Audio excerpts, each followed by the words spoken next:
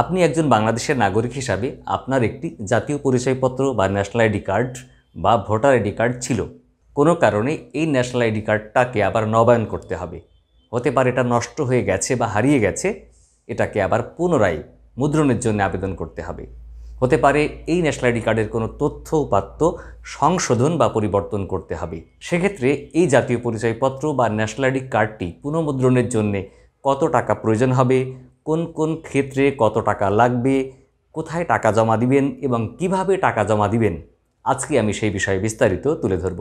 আপনারা ইতিমধ্যেই জানেন, বাংলাদেশি নাগরিকদের মধ্যে যাদের বয়স 18 বছর বা তার ঊর্ধ্বে, তারা কিন্তু বিনামূল্যে সরকারের কাছ থেকে ন্যাশনাল আইডি কার্ড বা জাতীয় পরিচয়পত্র পেতে পারেন। প্রথমবার বাংলাদেশি নাগরিক ভোটার হওয়ার ক্ষেত্রে বা ন্যাশনাল আইডি কার্ড পাওয়ার ক্ষেত্রে কোনো টাকার প্রয়োজন হয় না, কিন্তু দ্বিতীয়বার পুনঃমুদ্রণের জন্য যদি আপনি আবেদন করেন তাহলে আপনার টাকা জমা দেওয়ার প্রয়োজন হবে। তো বন্ধুরা, আর কথা না বাড়িয়ে এখন আমরা দেখে নেব কোন কোন খাতে কত টাকা লাগবে, কোথায় টাকা জমাদান করবেন, কিভাবে টাকা জমাদান করবেন সেই বিষয়টি। জাতীয় পরিচয়পত্রের মেয়াদ হবে তা প্রদানের তারিখ হতে 15 বছর। জাতীয় পরিচয়পত্রের মেয়াদ উত্তীর্ণ হওয়ার পূর্বে বা পরে তা নবায়নের জন্য প্রত্যেক নাগরিককে নির্ধারিত পদ্ধতি ও ফি প্রদান সাপেক্ষে কমিশনের নিকট আবেদন করতে হবে। ধার্যকৃত ফি বা চার্জ: সাধারণ 30 কর্মদিবস 100 টাকা, জরুরি 7 কর্মদিবস 150 টাকা।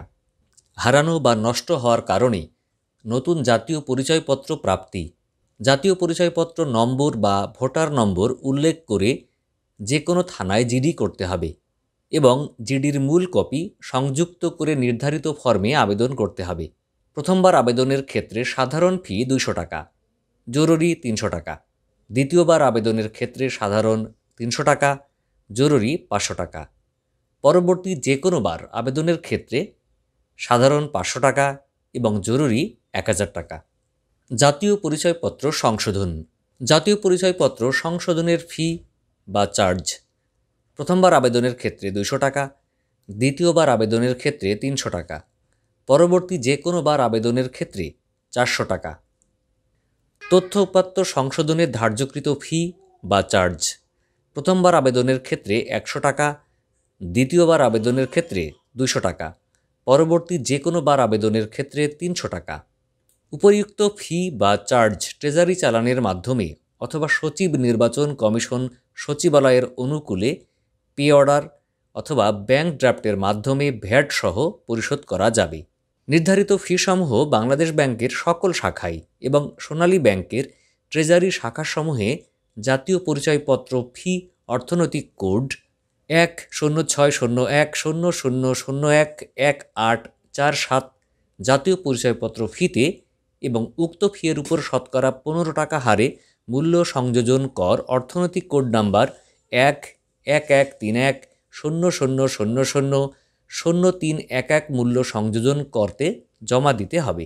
সংযোজন কর কোডের 0000 এর স্থলে ফি জমাদানকারীকে সংশ্লিষ্ট কমিশনারেটের কোড লিখতে হবে।